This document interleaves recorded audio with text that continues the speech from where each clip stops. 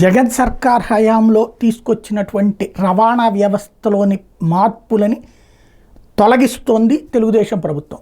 అది ఒక కలెక్షన్ పాయింట్స్గా మారాయి అన్నటువంటి ఆరోపణల నేపథ్యంలో ఈ నిర్ణయం తీసుకుంది.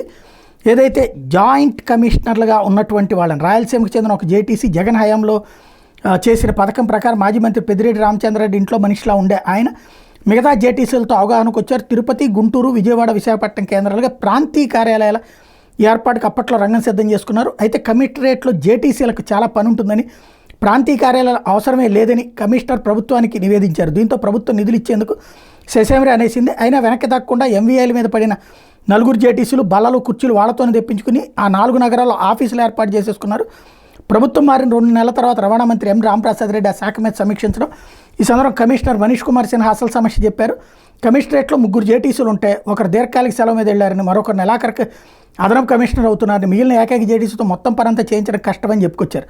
దీంతో పని ఇక్కడ, అధికారులు అక్కడ అని ఆంధ్రజ్యోతి వార్త ప్రచురించింది. సమస్యను ప్రభుత్వ పెద్దల దృష్టికి తీసుకెళ్లిన మంత్రి జిల్లాలో జేటీసీ కార్యాలయం తీసేయించి 4 కమిషనరేట్కి పంపించేలా ఆర్డర్స్ ఇప్పించారు.